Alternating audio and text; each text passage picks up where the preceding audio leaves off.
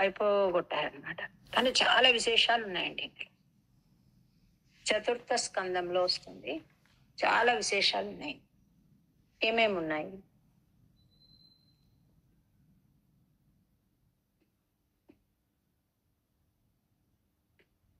ఇందులో చతుర్థ స్కందంలో 4 ప్రకరణాలు ఉంటాయండి. మెయిన్ ఒకటి దక్షయజ్ఞం గురించి వస్తుంది, మనం చెప్పుకున్నాం దక్షుడి యజ్ఞం గురించి.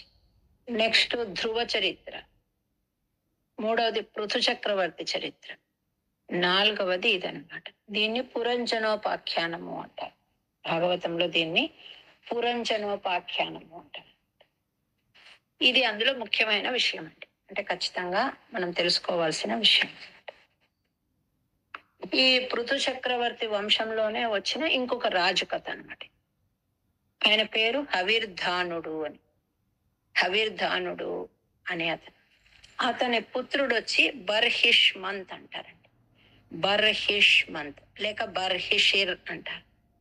బర్హిషిర్ అంటారు లేక బర్హిష్మంత్ అంటారు. ఇతని గురించి ఇప్పుడు మనం చెప్పుకుంటున్నాం. ఇతను ఎట్లాగా అంటే యజ్ఞ కర్మల పట్ల చాలా ఆసక్తి అండి ఆయనకు. ఎంత ఆసక్తి అంటే గొప్ప రాజుతను. ఎప్పుడు యజ్ఞం చేయాలనే తనకి తపన.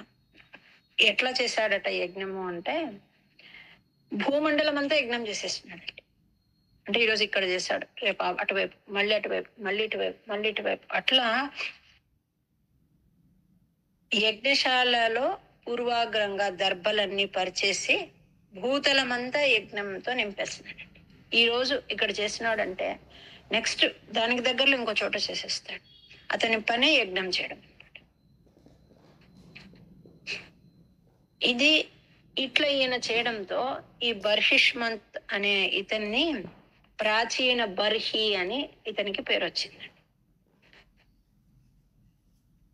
పూర్వాగ్రంగా దర్భలు పరిచి ఎప్పుడూ యజ్ఞాలు చేస్తూ ఉండడం వల్ల ప్రాచీన బర్హి అని పేరంట. బర్హి అంటే దర్భ అండి. ప్రాచీన బర్హి అంటే ప్రాచీన దిశ అంటే దిక్కు. ఇట్లా ఈయన దర్భలు పరిచి యజ్ఞం చేయడంతో ఈయనకు ప్రాచీన బర్హి అని పేరు. ఇతని భార్య ఎవరు అంటే సముద్రుడి కూతురట. ఆమె పేరు శతధృతి. శతధృతి ఈమె ఎట్లాంటిది అంటే అపురూప లావణ్యవతి అటండి. చాలా అందగత్తె అట. ఈమెను చూసి చాలా మంది మోహించేవారట. అంత గొప్ప అందగత్తె అట ఈమె. అట్లాంటి ఆమె ఈయన భార్య. ఈమె ద్వారా ప్రాచీన బర్హికి 10 మంది కుమారులు కలిగినారండి. ఎట్లా ఉన్నారు ఈ 10 మంది అంటే ఒకే రూపం, ఒకే శీలం, ఒకే గుణం, ఒకే ఆలోచన, ఒక్కలాంటి లక్షణమే.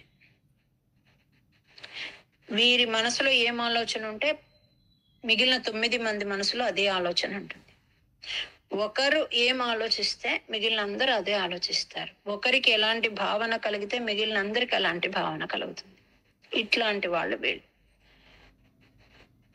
ప్రాచీన బర్హికి శతధృతి నుంచి కలిగిన 10 మంది సంతానము. వీళ్ళను ప్రచేతసులు అంటారు. ప్రచేతసులు అని. అందరికీ ఒక్కలాంటి శీలము, ఒక్కలాంటి గుణము, ఒక్కలాంటి రూపము కూడా ఒకటే అన్నమాట. ఇట్లా చాలా రేర్ గా ఉంటుందండి. అట్లాంటి వ్యక్తులు వీళ్ళు. ఈయనేం చేస్తున్నాడు, తన పిల్లలందరినీ పిలిచి పేర్లు ఏం పెట్టాడు అంటే అందరికీ ప్రచేతస్సులు. ఒక్కొక్కరికి ఒక్కొక్క పేరు పెట్టలే, అందరి పేరు కూడా ప్రచేతస్సులు. ప్ర అంటే విష్ణుమూర్తి అందు, చేతస్ అంటే ఆసక్తి, దృఢమైన భక్తి కలిగిన వాళ్ళు అని అర్థం. ప్రచేతస్సులు అంటే విష్ణు ఎందు మంచి స్థిరమైన దృఢమైన భక్తి కలిగిన వారు, మనసు కలిగిన వారు అని అర్థం. వీళ్ళందరినీ పిలిచి చెప్పాడనమాట, మీరంతా సంతానోత్పత్తి చేయండి, ప్రజోత్పత్తి చేయండి. కానీ దాన్ని చేయడానికి ముందు ఏం చేయాలి? తపస్సు చేయాలి.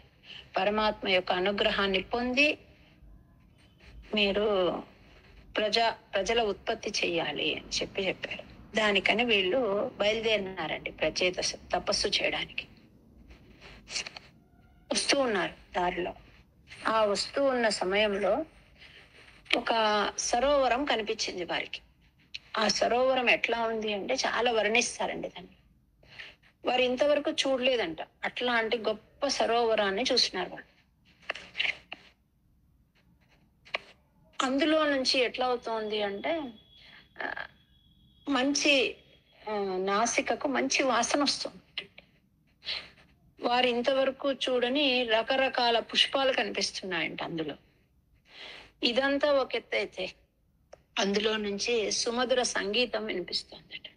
వీళ్ళు వెళ్ళేది ఆగిపోయి అక్కడే ఆగిపోయినారు. అంటే వీళ్ళు ప్రయాణించాలి, ఒక సముద్ర తీరానికి వెళ్ళి అక్కడ తపస్సు చేయాలనుకున్నారు.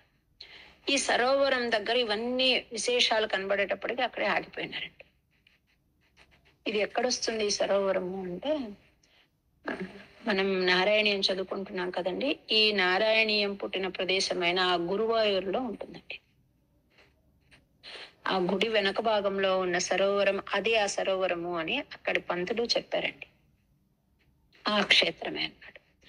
ప్రచేతసులకు ఈ రుద్రగీత వివరించిన ప్రదేశం అదే అని చెప్పారు. అన్ని విశేషాలు చూస్తున్నారు. అంటే కంటికి ఇంపుగా ఉంది, చెవులకు మంచి సంగీతం వినిపిస్తోంది, తర్వాత నాసికకు మంచి స్మెల్ తెలుస్తోంది అక్కడ. ఇన్ని విశేషాలు ఇక్కడ ఎందుకున్నాయని చూస్తూ ఉన్నారు.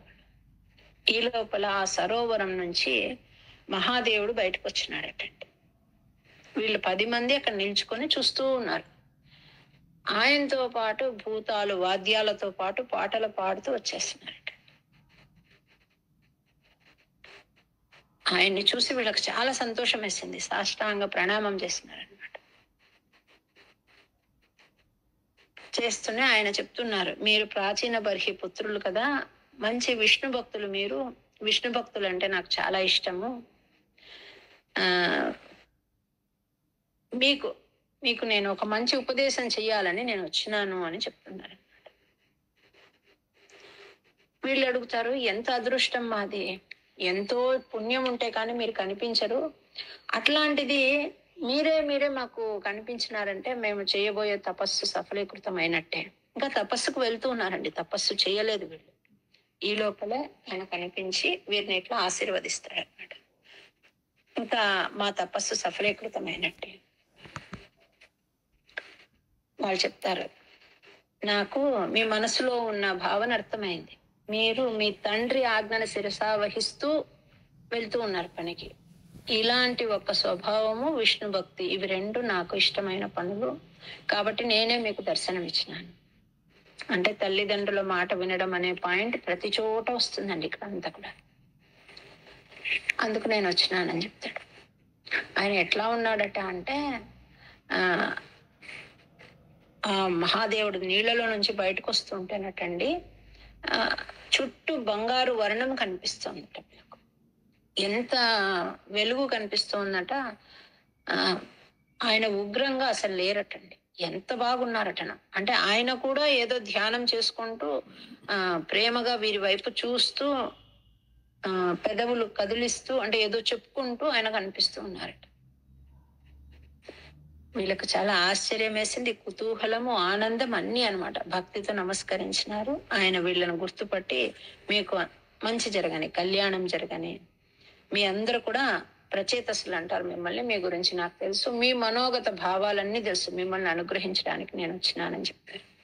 వాళ్ళంటారు, ఎంత సుకృతం చేసినాం మేము, ఇంత గొప్ప తపస్సు అయితే మేము చేయలేదు, కానీ ఎంత కరుణా సముద్రుడుగా మాకు దర్శనం ఇచ్చినారు, ఏమి కారణం అని అడుగుతారు. అప్పుడు ఆయన చెప్తాడు, ఎవరైతే విష్ణు భక్తులో, ఎవరు తల్లిదండ్రుల మాటను శిరసా వహిస్తారో అలాంటి వారి పట్ల నాకు చాలా ప్రేమ అని చెప్తున్నాడంటే. మీరు విష్ణువుని అనుగ్రహం కోసం తపస్సుకు వెళ్తున్నారు కాబట్టి మీకు నేను కొంచెం ఉపదేశం చెయ్యాలని వచ్చినాను. ఎట్లా ధ్యానం చేయాలి, ఎట్లా తపస్సు చేయాలి, ఏ మంత్రాన్ని మీరు అనుష్ఠానం చేయాలి, ఈ విషయాలన్నీ చెప్పడానికి నేను వచ్చినాను అని చెప్తారండి. వీళ్ళు శ్రద్ధా భక్తితో ఆయన చెప్పిన మాటను వినడానికి అందరూ రెడీ అయిపోతారనమాట. అప్పుడు ఆయన చెప్తారు, ఒక గీత అంటారండి. భగవద్గీత ఎట్లనో ఇది ఒక గీత. ఇది రుద్ర గీత అంట.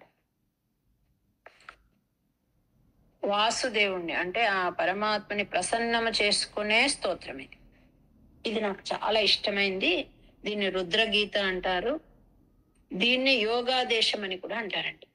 యోగాదేశం. కాబట్టి నేను దీన్ని మీకు ఉపదేశిస్తాను.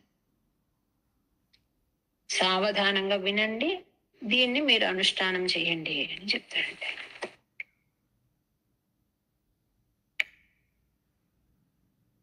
ఈ 10 మంది వింటూ ఉన్నారు శ్రద్ధగా. ఈయన చెప్తూ ఉన్నాడు. ఏమొస్తుంది ఆ రుద్రగీతలో? అన్ని నమస్కారాలు ఎక్కువ వస్తాయండి. ఏమేమి వస్తాయి అంటే, మొదట వాసుదేవ, సంకర్షణ, ప్రద్యుమ్న, అనిరుద్ధ, ఈ చతుర్వ్యూహములు అంటారు. చతుర్వ్యూహములకు ప్రణామం వస్తుందండి మొదటి.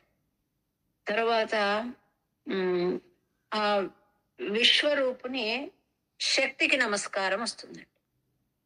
అంటే చతుర్వ్యూహాత్మకంగా ఆయన నడుపుతూ ఉంటాడంతా. ఆ 4 రూపాలకు విడివిడిగా నమస్కారం వస్తుంది. తరువాత ఆ విశ్వరూపిని ఆ 4 రూపాలతో నడిపే ఆ తత్శక్తికి నమస్కారం వస్తుంది. తరువాత భగవంతుడి సగుణాకార రూప వర్ణనం వస్తుందండి.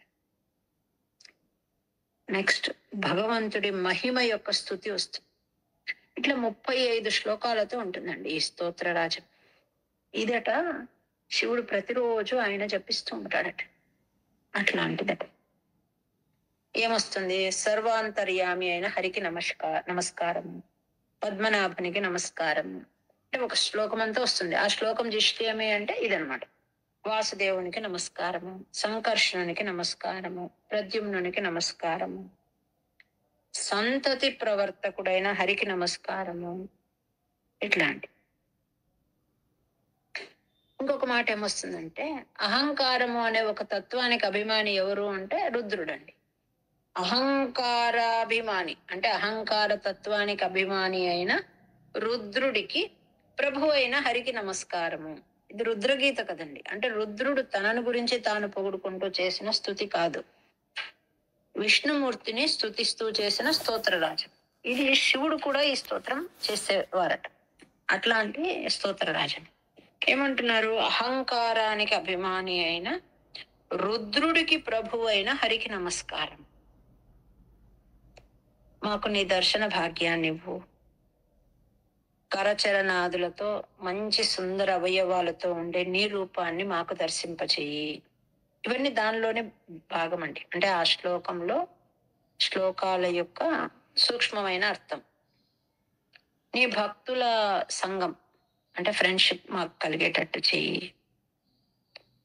ఈ ప్రపంచంలో ఈ సృష్టి, సంహారము, స్థితి ఇవన్నీ ఎవరైతే స్వతంత్రంగా చేస్తున్నారో అట్లాంటి పరమాత్మ నీవు. అట్లాంటి నిన్ను ఆరాధించకుండా ఉండే వాళ్ళు ఎవరైనా ఉంటారా? అందరూ నిన్ను ఆరాధిస్తారు. అట్లాంటి నీకు నమస్కారము. తర్వాత ఈ జగత్తంతా కూడా నశ్వరము అని తెలుసుకున్న మాకు శాశ్వత స్థానం ఏది అంటే నీవే. నీవే మాకు శాశ్వత స్థానం. ఇట్లా ఉంటుందండి ఆ రుద్రగీత. 35 శ్లోకాలతో చాలా అద్భుతంగా ఉంటుందన్నమాట. దీన్నంతా ఆయన వీళ్ళకు ఉపదేశం చేస్తాడు. చేసి మీరేం చెయ్యాలి అంటే చాలా విశుద్ధ భావంతో స్వధర్మాచరణ చేస్తూ సావధానంగా ఆయన ధ్యాన పద్ధతి కూడా చెప్తారండి. ఎలా ధ్యానించాలి, పరమాత్మ రూపం ఎలా ఉంటుంది అదంతా వర్ణిస్తారు. వర్ణించి ఇలాంటి రూపాన్ని మీరు ధ్యానించండి, మనసు పెట్టి ఈ స్తోత్రాన్ని జపించండి, మీకు మంచి కలుగుతుందని చెప్పి ఆయన అంతర్ధానం అయిపోతాడు. మరి ఆ సరోవరం ఎట్లా ఉంది అంటే మామూలు కొలంలాగా అయిపోయిందండి. అంటే ఈ ప్రచేతసుల పుణ్యమా అని దానిలో వాళ్ళకి అన్ని అద్భుతాలు కనిపించినాయి. ఎందుకు అంటే మహాదేవుడు ప్రత్యక్షము కాబోయి ఇవన్నీ అద్భుతాలు కనిపించాయి. ఎప్పుడైతే ఆయన అంతర్ధానం అయినాడో మామూలు జలాలు కనిపిస్తున్నాయి. వీళ్లకు పరమానందం అయిపోయింది. అట్లాగే ముందుకు వెళ్ళిపోయారు. ఆ సముద్ర తీరంలో వెళ్ళి ముగ్గురికి ఒకటే మనస్సు, ఒకటే ఆలోచన అని చెప్పుకున్నాం. సముద్రంలోనికి దిగారండి. ఆ నీళ్లలోకి దిగి 10,000 సంవత్సరాలు తపస్సు చేసినారండి. ఈ రుద్రగీత అని ఏదైతే చెప్తున్నామో ఈ రుద్రగీతను వాళ్ళు ఆ ధ్యానిస్తూ అంటే దాన్ని పఠిస్తూ దాన్ని మనసులో దాని యొక్క అర్థానుసంధానం చేసుకుంటూ ఏదైతే శివుడు వారికి ఉపదేశం చేసినారో దాని గురించి వాళ్ళు తపస్సు చేస్తున్నారు. ఇది ఎక్కడొస్తుంది అంటే 4వ స్కందంలో ఆఖరి భాగం రుద్రగీత అంటారండి. శ్రీమద్ భాగవతం అంతా గీతల సమాహారం, రకరకాల గీతలండి చాలా ఉంటాయి. అంటే గోపి గీత, అవధూత గీతలాగా ఆ మహాదేవుడు భగవంతుణ్ణి గురించి పాడిన స్తోత్రం. కొంతమంది ఏమనుకుంటారు రుద్రగీత అంటే రుద్రుని గురించి ఈ గీత అనుకుంటారు. కాదు, రుద్రుడు పాడిన గీత, రుద్రుడు అనుష్ఠానం చేసిన గీత అన్నమాట. ఇందులో ఇది నిత్య పఠనీయం అండి, ఎవరికైనా ఇంట్రెస్ట్ ఉంటే. కొంతమంది అనుకుంటారు మాకు స్తోత్రం రాదు కదా అని. అవసరం లేదండి, బాగా దాని అర్థాన్ని చదువుకున్నా చాలు. విశిష్ట రీతిలో ఆ భగవంతుని మహిమను గురించి చెప్పే మంత్రరాజం.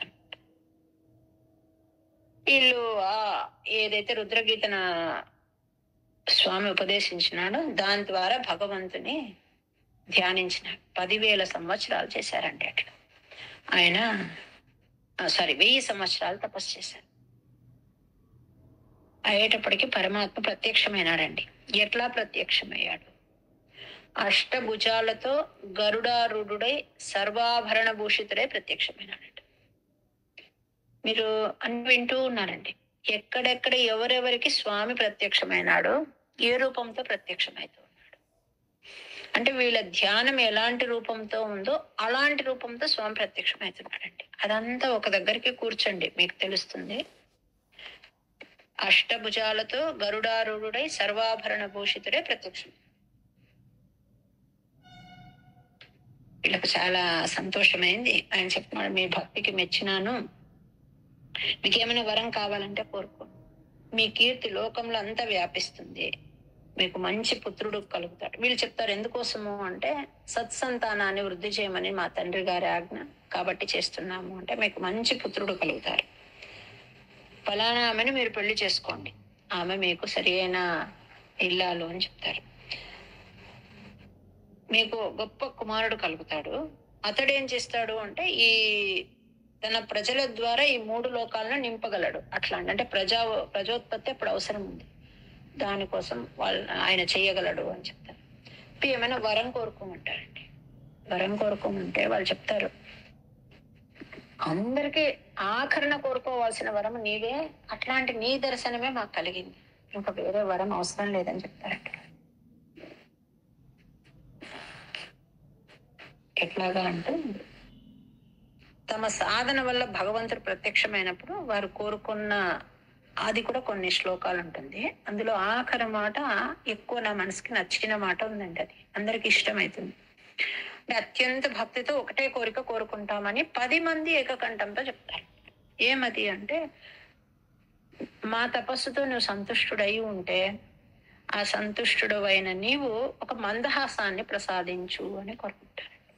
అంటే వరం మాకొద్దు, రుణీమహేతే పరితోషణాయ అని వస్తుంది.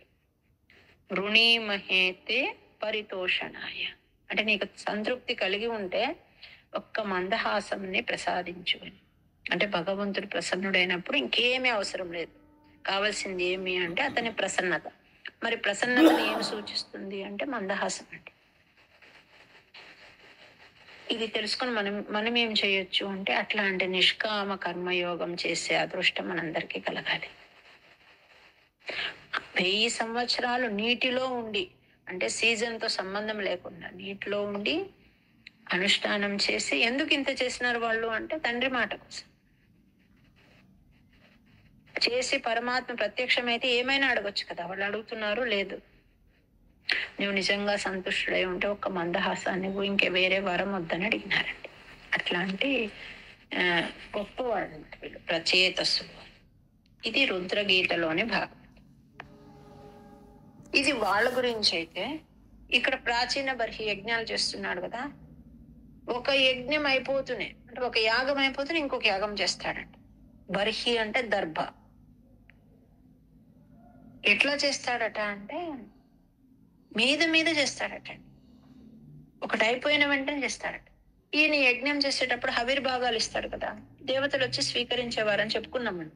అంటే ఓన్లీ అగ్నిముఖంగా వేసేయడం కాదు, దేవతలు వచ్చి తీసుకునేవారు ఆ కాలంలో. ఈయన యజ్ఞంలో ఇచ్చే ఆహుతులు తీసుకోలేక దేవతలు నానా యాతన పడేవారు. ఎలా ఉంటుంది?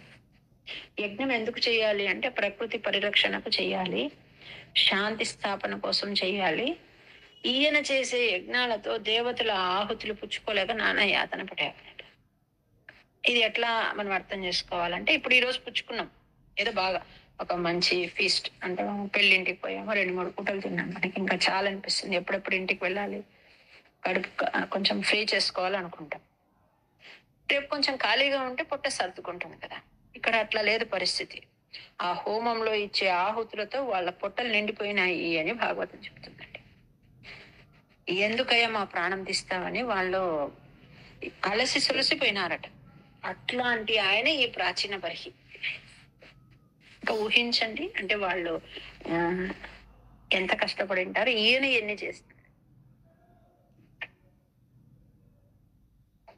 ఇప్పుడు వర్షం కావాలి అనుకోండి, మనం ఏం చెయ్యాలి అంటే పృథు చక్రవర్తి కథ చదవాలటండి. విరాట పర్వము పారాయణ చేస్తారనమాట. పృథు చక్రవర్తి కథ పారాయణ చేసిన, విరాట పర్వ పారాయణ చేసిన వర్షం పడుతుందటండి. మరి ఎందుకు వీటిని చేస్తున్నారు అంటే, ఇప్పుడు యజ్ఞయాగాది క్రతువులు తక్కువైపోయినాయి కదా, కనీసం చదవగలిగిన వాళ్ళు, పారాయణ చేయగలిగిన వాళ్ళు ఇలాంటివి చేయాలట. ఇంకా ప్రాచీన బర్హి ఇట్లా చేస్తున్నాడు, దేవతలు కష్టపడుతున్నారు. ఎవరు వస్తారు ఇప్పుడు? న్యాచురల్ గా మనం ఇంతవరకు చదువుకుంటే నారదుడు వస్తారండి. నారదుడికి తెలిసింది, ప్రాచీన బర్హి గురించి తెలిసింది, దేవతల గురించి తెలిసింది. ఆయన వచ్చినాడు. ఏమయ్యా విషయం, నాకు చాలా చాలా ఉత్సాహంగా ఉందండి, నేను యజ్ఞమే చేస్తాను, ఇంకా చేస్తాను, చాలా బిజీగా ఉన్నానని చెప్తున్నాడట. ఆయనట ఎవరైనా జ్ఞానులు వస్తే వారితో మంచి విషయాలు తెలుసుకోవాలి అనే దానికన్నా కూడా, వారు ఏదైనా చెప్పవస్తే కాదనకుండా విని, ఇంకా నాకు చాలా యజ్ఞం చేసుకునే పని ఉందండి, నేను వెళ్తానని వెళ్ళిపోయేవాడటండి. అంత ఆసక్తి. అంటే దేని పట్ల ఆసక్తి? కర్మ పట్ల ఆసక్తి, జ్ఞానం పట్ల ఆసక్తి లేదండి. మనకు దేని పట్ల ఆసక్తి కలిగించాలో చెప్పే వృత్తాంతమే ఈ ప్రాచీన బర్హి కథ అండి. కర్మ చెయ్యాలి, కానీ జ్ఞానముతో కర్మ చెయ్యాలంటే. ఓన్లీ కర్మ మాత్రమే చేస్తే దానివల్ల అసలు మనకేది సిద్ధించదన్నమాట. మరి ఇతనేమో మంచి కార్యం చేస్తున్నాడు కదా, యాగం అనేది. మరి అతనికి శ్రేయస్సు కలగాలి, అతను కష్టపడకూడదు, అంటే అతను చేసిన పని వృథా కాకూడదని నారదుడు వస్తాడండి. ప్రతి ఒక్క గొప్ప పని దగ్గర నారదుడి ఎంట్రీ ఉంటుంది. ఆయన వచ్చి ఈయన అడుగుతాడు, ఏం సమాచారం అని. నాకు పని ఉందండి, నేను ఇంకా యాగం చేయాలంటాడు. ఇంకా ఎందుకు చేస్తావు నువ్వు? అసలు ఏం కోరి చేస్తున్నావు? నువ్వు తృప్తిగా ఉన్నావా? నీకేం కోరిక ఉంది? ఎందుకోసం ఇన్ని చేస్తున్నావు? అప్పుడు పశుబలి ఉండేది. అంటే నువ్వు ఇన్ని యజ్ఞాలు చేస్తున్నావు, ఒక్కొక్కసారి ఒక్కొక్క పశువును బలిచ్చి చేస్తున్నావు, అది యజ్ఞ ప్రసాదంగా తింటాడు. కొన్నాళ్ళకు నీ పరిస్థితి ఎట్లా అవుతుంది అంటే, ప్రసాదంగా తీసుకునేది నీకు ఇష్టమై కూర్చుంటుంది అనమాట. అంటే నీకు రుచికి అలవాటు పడి దాన్ని ప్రసాద రూపంలో తీసుకుంటున్నావు. మళ్ళీ తీసుకోవాలంటే నువ్వు విడిగా ఆ హత్య చెయ్యవు, మళ్ళీ యజ్ఞం చేస్తావు, ఆ యజ్ఞంలో ఇంకొక పశువును మళ్ళీ సంహరిస్తావు, అప్పుడు మరీ అది ప్రసాదంగా భుజిస్తావు. దీంతో నీకు ఒరిగేదేముంది అని చెప్పి తన యోగ శక్తితో ఆ పైన అలా చూడమని చెప్తాడండి. చూపిస్తే ఈయనకి ఏం కనిపిస్తుంది ప్రాచీన బర్హికి అంటే, చాలా అన్ని పశువులన్నీ ఇనుప కూరలతో క్రూరంగా చూస్తున్న దృశ్యం కనిపిస్తుంది అనమాట ఈయనకి. అడుగుతాడు, ఏం మునీంద్ర, ఇవన్నీ ఎందుకు ఇట్లా ఉన్నాయి, ఇట్లా కనిపిస్తున్నాయని. నీవు బలిచ్చిన పశువులే అక్కడ ఉన్నాయి అని చెప్తాడు అనమాట. అవన్నీ కాచుకున్నాయి, నీవెప్పుడైతే స్వర్గానికి వస్తావో అప్పుడు నువ్వు ఏవైతే చేసినావో, ఇక్కడ వాటిని హింసించి చంపేసినావో, నిన్ను అలా తినడాని కోసం కాచుకున్నాయి. ఇన్ని మేకలను చంపి నువ్వు యజ్ఞం చేసినావు, అవన్నీ నీ రాక కోసం చూస్తున్నాయి, నిన్ను హింసించడానికి కాచుకొని ఉన్నాయి. ఇన్ని మేషాలను చంపి యాగం చేసినందుకు నీకు సుఖం కలుగుతుందని అనుకున్నావా, లేక ఏదైనా దుఃఖ పరిహారం అని భావించినావా, ఏం నీ సమాచారం అని అడుగుతాడు. ఈయనకి ఏం చెప్పాలో అర్థం కాలేదు. అంటే జ్ఞానం లేదండి, కర్మ పట్ల ఆసక్తి అంతే. ఏం చెప్తే మళ్ళీ ఇంకొక ప్రశ్న ఏం అడుగుతాడో ఈయన. కాబట్టి నాకేమీ తెలియదు అని చెప్పడమే ఉత్తమం అనుకుని, నాకేమీ తెలియదు, ఏదో కర్మ ఆచరిస్తే మంచిదని చేస్తున్నాను, నాకు ఉపదేశించండి స్వామి అంటే ఆయన ఈయనకు ఒక కథ చెప్తాడండి. అది పురంజనోపాఖ్యానం అంట. ఈయనంటాడు, నాకు కథ వద్దు, మీరు అవన్నీ చూపించినప్పుడు నా మనసు దిగులుగా ఉంది, నాకు పురంజనోపాఖ్యానం వద్దు, నేనేం చేస్తే నాకు ఈ పాపం అంటకుండా ఉంటుందో ఆ పని అది చెప్పమని అడుగుతాడండి. నీకు అది నేను కథ రూపంలో చెప్తాను, నువ్వు విను, నేను డైరెక్ట్ గా చెప్పాను. దేవతలంతా ఏదన్నా చెప్తే ఇండైరెక్ట్ గా చెప్తారటండి. అట్లా నేను వారి సమూహానికి సంబంధించిన వాడిని కాబట్టి నేను అట్లా చెప్తాను, నువ్వు విను అని చెప్తాడండి.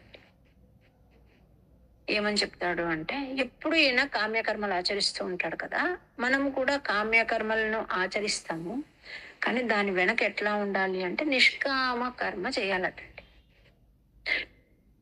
ఇప్పుడు ఏదైనా కోరుకొని ఒక పెద్ద యాగం చేస్తున్నాం, దానిలో ఏదైనా దోషం ఏర్పడితే అది అనర్థం అయిపోతుంది. అదే మనం నిష్కామంగా అంటే అందరూ బాగుండాలి, లేక పరమాత్మ ప్రీతి చెందాలి, ఇట్లాంటి కోరికలతో చేస్తే దానిలో ఏదైనా ఒక దోషం ఏర్పడినా కూడా దానివల్ల ఏ ఇబ్బంది ఉండదటండి. అంటే విష్ణు ప్రీతికై ఏదైనా కర్మాచరణ చేసి సంకల్పిస్తాం, కానీ చెయ్యలేకపోతాం, అదేం వ్యర్థం కాదటండి. అంటే చేసే కోరిక బాగా దృఢంగా మనసులో ఉంది. కలియుగంలో మనకున్న ప్రత్యేక లాభం ఏమి అంటే అట్లా దృఢంగా ఉండి మనం చేయలేకపోతుంటే చేసినామని భావించినా కూడా చేసిన ఫలం మనకు వస్తుందట.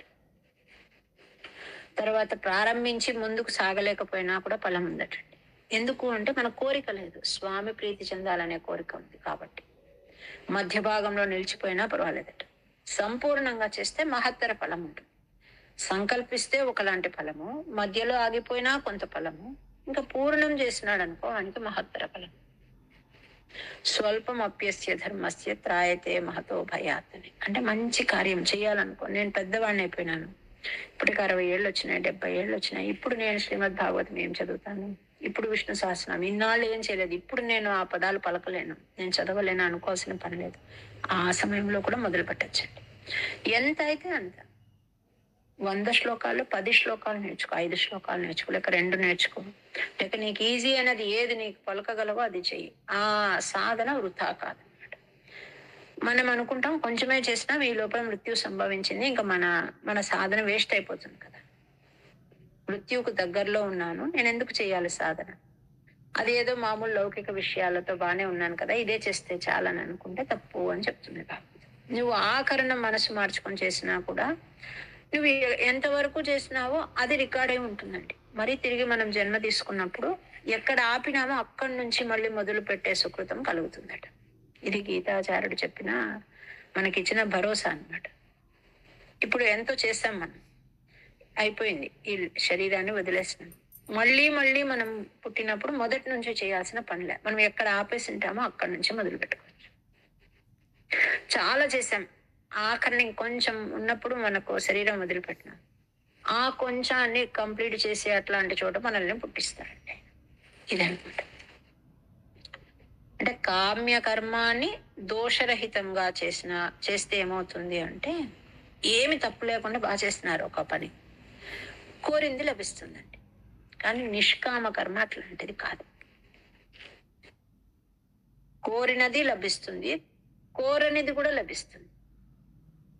ఐ రిపీట్, నిష్కామ కర్మ ఎట్లాంటిది అంటే ఏదైతే కోరుకుంటున్నామో, అంటే మనకు ఏది అవసరం ఉందో అది లభిస్తుంది, ఇంకా ఎక్స్ట్రా కూడా లభిస్తుంది అనమాట. కోరినది కోరనిది కూడా లభిస్తుంది. దీనికి మనకి ఈ కాన్సెప్ట్ అర్థం కావాలంటే, ఇప్పుడు రావణ కుంభకర్ణ విభీషణులు ఉన్నారు, ముగ్గురు తపస్సు చేసినారు. రావణ కుంభకర్ణులు ఎదుట బ్రహ్మ ప్రత్యక్షమైనాడు.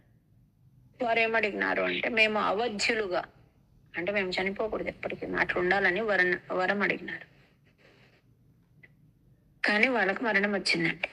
విభీషణుడు ఉన్నాడు, ఇతను ఏమడిగినాడు అంటే ధర్మం ఎందు ఆసక్తి, ధర్మాసక్తి నాకు కలగాలి, భగవద్భక్తి కలగాలి, ఇవి 2 నాకు వరంగా ఇమ్మని అడిగినాడు. ముగ్గురు అంతే కష్టపడి తపస్సు చేశారు. వీళ్ళ కోరిక ఎట్లా ఉంది అంటే మేము అవధ్యులుగా ఉండేటట్లు వరమిమ్మని అడిగారు. అంటే మమ్మల్ని ఎవరు చంపకూడదు, మేము ఇలాగే ఉండిపోవాలి ఎప్పటికీ. కానీ అది కుదరలే వాళ్ళకు. విభీషణుడు ఏమడిగినాడు? ధర్మాసక్తి భగవద్భక్తి అడిగాడు. మరి అతనికి ఏమొచ్చింది అంటే ఈ రెండు ఇవ్వడమే కాకుండా తనకి చిరంజీవత్వాన్ని కూడా ఇచ్చినారండి. అంటే తాను కోరనిది కూడా అతనికి లభించింది. ఇది నేను ఇంతకు మునుపు చెప్పిన పదానికి అర్థం. కోరినది కోరనిది.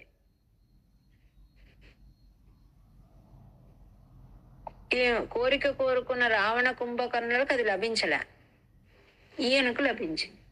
అదే మనం చెప్పుకుంటాం కదా చిరంజీవుల గురించి. అశ్వత్థామ బలిర్వ్యాస హనుమాస్ విభీషణ కృప పరశురామశ్చ సప్తైతే చిరంజీవిన. అంటే చిరంజీవుల లిస్టులోకి విభీషణుడు వచ్చేస్తున్నాడండి.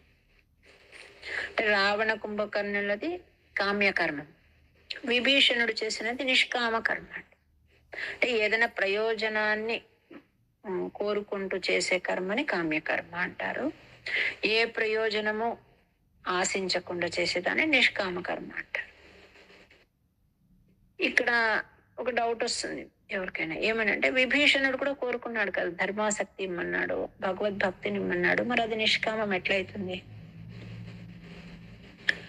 దానికి ఒక లిస్ట్ చేస్తుందండి భాగవతం. లిస్ట్ అంటే ఒక దగ్గర ఇవ్వదు. మనం భాగవతాన్ని చదువుతూ ఉంటే ఏది నిష్కామ కర్మ అని మనకు అర్థమవుతుంది. భగవద్గీతను బాగా అర్థం చేసుకున్న అర్థమవుతుంది. ఏ పురాణాన్ని ఏమి నిష్కామ కర్మ అంటే అంటే ఏ ఆశ లేకుండా ఉండేది కాదు. నిషిద్ధమైన కోరిక, ఆశ, ప్రయోజనము, ఉద్దేశం లేకుండా భగవత్ ప్రీతి కోసం చేసే కర్మ అని అర్థం అండి. దీనికి ఒక ఎగ్జాంపుల్ అంటే, ఇప్పుడు భగవద్ భక్తులు వస్తారు మా ఇంటికి, వాళ్ళని బాగా ఉపచరించాలనుకుంటాను. వాళ్ళకి ఏదో నేను మంచిగా అంటే చాలా బాగా వాళ్ళ పట్ల రెస్పెక్ట్ చూపించాలి, వాళ్ళకి ఏదైనా చేయాలనుకుంటాను, వాళ్ళకి ఆశ్రయం ఇవ్వాలనుకుంటాను, వారు మా ఇంట్లో జపం చేసుకునే అనుకూలం చేయాలనుకుంటాను. అట్లాంటి కోసము నాకు ఒక ఇల్లు కావాలి, అంటే ఒక భవనాన్ని భగవంతుడి నుంచి కోరుకుంటానండి. నాకు సొంతం ఒక ఇల్లు ఉంటే, భగవద్భక్తులు వచ్చి మా ఇంట్లో వారు జపమో తపస్సు చేసుకుంటే వాళ్లకు నేను షెల్టర్ ఇవ్వగలగాలంటే అది నిష్కామ కర్మ అంటుందండి భాగవతం. ఇప్పుడు శిష్యులు ఉన్నారు ఒక గురువు దగ్గర చాలా మంది. ఆ శిష్య సముదాయాన్ని బాగా పోషించాలి. దానికోసము వాళ్ళని పోషించడానికి ఆర్థికంగా అంటే ఒక ఐశ్వర్యాన్ని అడిగినాడు అనుకో పరమాత్మ నుంచి గురువు, అది నిష్కామ కర్మ అంటే ఆయన కోసం అడగట్లేదు, ఇంకొకరి కోసం అడుగుతున్నాడు, అది నిష్కామ కర్మ. ఇంకా తత్వజ్ఞానాన్ని ప్రచారం చెయ్యాలి, అట్లాంటి దానికోసం అనుకూల వాతావరణాన్ని ఏర్పరచాలి. అట్లా దానివల్ల కీర్తి వ్యాపిస్తుందండి ఆ రాజుకు. అట్లాంటి కోరిక ఉందనుకోండి, అది కూడా నిష్కామకం. ఇది ఓన్లీ ఎగ్జాంపుల్స్. మీరు ఇప్పుడు వినబోయే భగవత్ కథల్లో మీకు తోచిన విషయాన్ని మీరు దాన్ని ఎగ్జాంపుల్ గా తీసుకోవచ్చు. అంటే భక్తి జ్ఞానాలు, వైరాగ్యము, భగవద్ అనుగ్రహము, ధర్మాసక్తి, వీటిని కోరుకొని మనం చేసే కర్మ నిష్కామ కర్మ. స్వార్థ సాధన కోసం చేస్తాం అనుకోండి, అప్పుడు దాన్ని కామ్యకర్మ అంట. ఇప్పుడు మీకు విభీషణుడికి మిగిలిన రావణ కుంభకర్ణుల కోరికకు తేడా అర్థమైంది అనుకుంటాను. అట్లాంటి నిష్కామ కర్మాచరణ మనం చెయ్యాలన్నమాట. ఇంక ఇక్కడ ప్రాచీన బర్హి దగ్గరకు వస్తే ఆయన పురంజనుడి గురించి చెప్తాడండి అంత. అది ఒక కొంచెం ఎక్కువసేపు పట్టే కథ. అంటే పురంజనోపాఖ్యానం అని తెలుసుకోండి. ఆ పురంజనుడు అంటే అది మన గురించి అన్నమాట. మనలో ఒక అవిజ్ఞాత సఖ ఉంటాడండి. అవిజ్ఞాత సఖ అంటారు. అంటే మనకు తెలియకుండా మనలోనే ఉంటాడండి, కానీ మనం గుర్తించమన్నమాట. అట్లాంటి అతని గురించి చెప్తాం. పురంజనము అంటే అదంతా మన గురించి మనకే చెప్పేది. మన దేహం గురించి, మనం ఎట్లా ఇంద్రియాల పట్ల వ్యామోహితులై ఉంటామో వీటి గురించి, ఇట్లా అన్ని వీటి గురించే వస్తుంది. అంటే మనకు అనుకూలించి ఒక కథ చెప్తూ ఆ కథలో పురంజనుడు ఏ రకంగా వ్యవహరిస్తాడో అదంతా మన జీవితానికి అన్వయించుకుంటే ఆఖరికి ఎట్లా ఆయన ఉద్ధరింపబడ్డాడు అంటే అవిజ్ఞాత సఖుడు చేసిన ఉపదేశం వల్ల ఉద్ధరింపబడతాడు అన్నమాట. ఆ అవిజ్ఞాత ఎవరు అంటే పరమాత్మ. మనతోనే ఉంటాడు, మనం గమనించము. ఆయన ఏదైనా చెప్పేకొస్తున్నా కూడా మనము విని విననట్టు ఉండిపోతాం. ఆయన మాట మనం అట్లా అంటే లోపల ఇస్తున్న ఆ వాణిని వింటూ ఉంటేనంటండి మనం ముందుకు వెళ్ళిపోతాం. అట్లాంటి విష్ణు సహస్రనామంలో కూడా ఈ నామం వస్తుందండి, అవిజ్ఞాత. అట్లాంటి ఆ అవిజ్ఞాత సఖుడి మాట విని ఆ పురంజనుడు ఉద్ధరింపబడతాడు. అంటే ఆఖరి నిమిషంలో ఆయనకు అట్లాంటి ఒక ఒక జ్ఞానం వస్తుంది, దాంతో ఆయన ఉద్ధరింపబడతాడు. అది పురంజనోపాఖ్యానం. నువ్వు ఈ రకంగా చెయ్యి అని మంచి ఉపదేశం చేస్తారు. దాన్ని ఈయన వింటాడండి. ఎవరు? ప్రాచీన బర్హి. ఎక్కడ చెప్తాడు ఇది అంటే, ప్రాచీన బర్హి ఒకానొక సమయంలో యాగము చేసే దానికోసం అందరినీ పిలిచి చేస్తూ ఉంటాడే, అక్కడికి నారదుడు వచ్చి చెప్తాడండి. అది వింటారు వీళ్ళు. ప్రాచీన బర్హితో పాటు అక్కడున్న మిగిలిన అందరూ కూడా వింటారనమాట. అందరూ స్టన్ అయిపోతారు. అంటే అందరికీ మంచి విషయాలు చెప్పినారు కదా, ఇది ఉందా అంటే ఓన్లీ యాగం అంటే గొప్పది అనుకున్నాం, దాని వెనక ఇంత ఉందా. ఆయన ఆపేస్తాడండి. ఆపేసి ఏదైతే నారదుడు ఉపదేశం చేస్తున్నాడో దాన్ని ఆయన సాధన చేసుకుంటూ పరమాత్మని చేరుకుంటాడనమాట. అంటే ఎందుకు ఈ కథలన్నీ వస్తాయి? భగవంతుడి గురించి వస్తే చాలు కదా అంటే, ఆ భగవంతుని చేరుకున్న భగవద్భక్తుల కథలే మనకు ఆదర్శం అండి. అది ఇక్కడ చెప్తూ ఉన్నారు. ఇంకా వీళ్ళు బయటకు వచ్చినారు, ఎవరో తపస్సు చేసి బయటకు వచ్చినారు 1000 సంవత్సరాలు. వారికి పరమాత్మ ప్రత్యక్షమయ్యాడు, పరమాత్మని స్తుతించినారు, ఇంకా బయటకు వచ్చినారు. నువ్వు ప్రత్యక్షమయ్యేదే మాకు ఒక వరము, మాకు ఇంకా వేరే వరాలు వద్దు, నీకు ఇష్టమైతే ఒక మందహాసం ఇమ్మని అడిగారు. ఇది రుణీమహేతే పరితోషణాయ అని అనమాట. అది దానికి హైలైట్ అయిన పదం అండి. రాసుకుని నోట్ చేసుకుంటూ, రుణీమహేతే పరితోషణ. తృప్తి పడి ఉంటే, సంతృప్తి పడి ఉంటే ఒక మందహాసాన్ని ఇమ్మని ఎవరు అడిగారు? ప్రచేతసులు 10 మంది. వాళ్ళు బయటకు వచ్చినారు. వస్తూనే వారికి చాలా ఆకలేసిందటండి. ఇంతకాలము వారు ఏమి తీసుకోలేదు, బయటకు వస్తూనే చాలా ఆకలేసిందట. ఇల్లు గుర్తుకొచ్చింది, బయలుదేరినారు. కానీ వీళ్ళు ఇంతకాలం లోపల ఉన్నారు కదా, ఆ సమయంలో ఏమైపోయిందంటే భూమి పైన చాలా స్థలాల్లో చెట్లు వ్యాపించిపోయినాయి. అంటే నడిచేందుకు దారి కూడా లేనంతగా చెట్లు ఉన్నాయి. వీళ్ళకేమో ఆకలేస్తుంది. ఇంత తపస్సు చేస్తున్నారు కదా, వీళ్ళకి కూడా కోపం వచ్చిందటండి. వాళ్ళు అంటే బిరిని ఇంటికి వెళ్ళిపోవాలి ఫస్ట్. ఆ యోగ సామర్థ్యంతో వాళ్ళ ముఖము నుంచి గాలిని, అగ్నిని సృష్టించినారు. అంటే ఇదంతా కూడా పరమాత్మ మాయ అనమాట. ఆ గాలి, అగ్నితో ఆ వృక్షాలన్నీ భస్మం అయిపోతున్నాయట. బ్రహ్మదేవుడు వచ్చి వాళ్ళని సమాధానపరిచి, భస్మము కాగా మిగిలిన వృక్షాలు ఏవైతే ఉన్నాయో వాటిని కూడా సమాధానపరిచినాడట.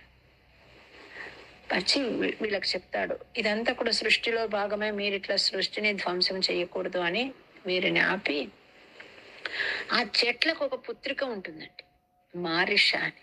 ఆమెను వీరికిచ్చి పెళ్లి చేస్తారనమాట. ఈ 10 మందికి ఇచ్చి పెళ్లి చేస్తారు. ఎవరు? మారిష అంటారు. ఇది ఎక్కడొస్తుంది అంటే, ఇక్కడ ఓన్లీ మారిష అని మాత్రం వస్తుంది భాగవతం. విష్ణు పురాణంలో బాగా వస్తుందండి దీని గురించి. ఎవరి మారిష అంటే, ఒక కండు అనే ఋషి ఉంటాడండి. ఆ ఋషికి ప్లంలోచ అనే అప్సరస వల్ల కలిగిన కూతురు అనమాట. ప్రంలోచ, పాకు రావత్తు, మాకు లావత్తు, ప్రంలోచ. ఈ ఋషి ఎట్లా అంటే చాలా ఉగ్రమైన తపస్సు చేస్తూ ఉంటాడండి. ఈయనకు సంధ్యావందనం పట్ల విపరీతమైన ఇంట్రెస్ట్ అనమాట. ఒక్క పూట కూడా మానడు, అంత బాగా చేసుకుంటూ ఉంటాడు. అతన్ని తపస్సు భంగం చేయడానికి అప్సరసని పంపిస్తారు, ప్రంలోచ. మనం చెప్పుకున్నాం ఎందుకు పరీక్ష చేస్తాడు ఇంద్రుడు అంటే, వీళ్ళ కీర్తి బయట బాగా లోకంలో వ్యాప్తి చెయ్యాలని. కానీ ఈ కండు మహర్షి ఆమెను చూసి మోహిస్తాడు. ఆమె పట్ల ఆసక్తితో తపస్సు మానేసి ఆమెతో ఉండిపోతాడండి. ఇట్లా చాలా కాలం గడిచిపోయింది. ఒకసారి ఆయనకు సడన్ గా గుర్తుకొస్తుందండి, నేను సాయంకాలం అయింది, నేను సంధ్యావందనానికి వెళ్తానని బయలుదేరుతాడు. ఆ ప్రంలోచ అడుగుతుంది, ఎందుకు సడన్ గా అంత తొందర ఏముంది అని. అంటే నీవు ఉదయం వచ్చినావు, ఇప్పుడు సాయంకాలం అయింది, నేను సంధ్యావందనానికి పోవాలి, దీనిలో ఆశ్చర్యం ఎందుకు ఆశ్చర్యపడుతున్నావు? ఆమె చెప్తుంది, నేను ఉదయం వచ్చిన మాట నిజము, ఇప్పుడు సాయంకాలం అయింది నిజము, కానీ ఈ మధ్య ఎంతకాలం గడిచిపోయింది తెలుసా? కొన్ని వందల సంవత్సరాలు అయిపోయినాయని చెప్తుందంటే. అంటాడు, ఇదేం అన్యాయం, ఇంతకాలం నన్ను మోహంలో పెట్టినావా నువ్వు? నాకు ఒక్క పూట కూడా ఇది మానేది ఇష్టం లేదు, అట్లాంటి నన్ను ఇంతకాలం మోహింపజేసినావా? నిన్ను నేను చంపేయాలి, కానీ నా దగ్గరే నువ్వు ఇంతకాలం ఉన్నావు కాబట్టి నేను నిన్ను వదిలిపెడుతున్నా, నాకంటే కనిపించకుండా వెళ్ళిపోమని తరిమేస్తాడు. ఆమెకు భయం వేస్తుంది, ఈయన ఎక్కడ ఇది శాపం ఇస్తాడు అని భయపడి ఆకాశ మార్గంలో వెళ్ళిపోతుంటాడు. ఆ భయంతో ఆమెకు చెమట పట్టి ఉంటుందటండి. ఆ చెమటని ఏం చేస్తుంది అంటే, ఆ వృక్షాలన్నీ ఉంటాయి కదా, ఆ వృక్షాలకు తుడుచుకుంటూ పోయింది అని చెప్తుంది భాగవతం. ఇది విష్ణు పురాణం చెప్తుందండి ఈ మాట. ఆ చెమట వచ్చి ఆ చెట్ల ఆకులకంతా ఇలాగా తుడుచుకుంటూ పోయిందట. అప్పుడు ఆమె గర్భవతిగా ఉందట. ఆ గర్భము చెమట రూపంలో బహిర్గతమైందట. ఆ చెమట బిందువులన్నీ కలిపి ఒక స్త్రీ శిశువు అయిందట. ఈ వెళ్ళిపోయేసింది. ఆ శిశువు ఆ చెట్ల దగ్గర పడి ఉందండి.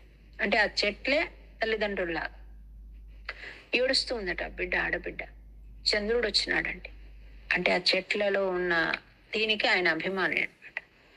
వచ్చి ఆ బిడ్డ నోటిలో అమృతాన్ని కురిపించే తన వేలును పెట్టాడట. ఆ చెట్లు పెంచినాయి కాబట్టి ఆ బిడ్డకు మారిష అని పేరు. తర్వాత ఆ వృక్షాలే ఆ బిడ్డను సంరక్షణ చేస్తాయన్నమాట తర్వాతి కాలంలో. అట్లాంటి మారిషను మీరు పెళ్లి చేసుకోండి, మీ వల్ల ఒక మంచి పుత్రుడు కలుగుతాడు, అతను ప్రజా సృష్టి ఎక్కువగా చేస్తాడు అని చెప్తారన్నమాట. అట్లా ఈ మారిష గురించి ఇదంతా కూడా అంటే రుద్రగీత ప్లస్ ప్రచేతసుల తపస్సు, ప్రాచీన బర్హి జ్ఞానం లేకుండా ఓన్లీ కర్మ చేయడం, ఇవన్నీ కూడా మనకి ఈ విషయంలో తెలుసుకోవాల్సింది. విష్ణు భక్తుల కథలు ఎవరైతే వింటారో ఆసక్తిగా, వాళ్ళకు మంచి ఆయుర్దాయం పెరుగుతుందటండి. ఏది కోరుకుంటే అంటే ద్రవ్యం సమృద్ధిగా ఉంటుందట, కీర్తి, మంగళము, సద్గతి అన్ని లభిస్తాయట. ఈ రుద్రగీతను బాగా పారాయణం చేయాలటండి. ఇది పురంజనోపాఖ్యానం గురించి ఇంకొకసారి ఎప్పుడైనా నిదానంగా చెప్పుకుందాము. ఇది ఎట్లాంటిది అంటే పురంజనోపాఖ్యానం భాగవతానికి కొంచెం ఆయువు పట్టులాగా, కొంచెం అర్థం చేసుకునేది కష్టం అనిపిస్తుంది. అంటే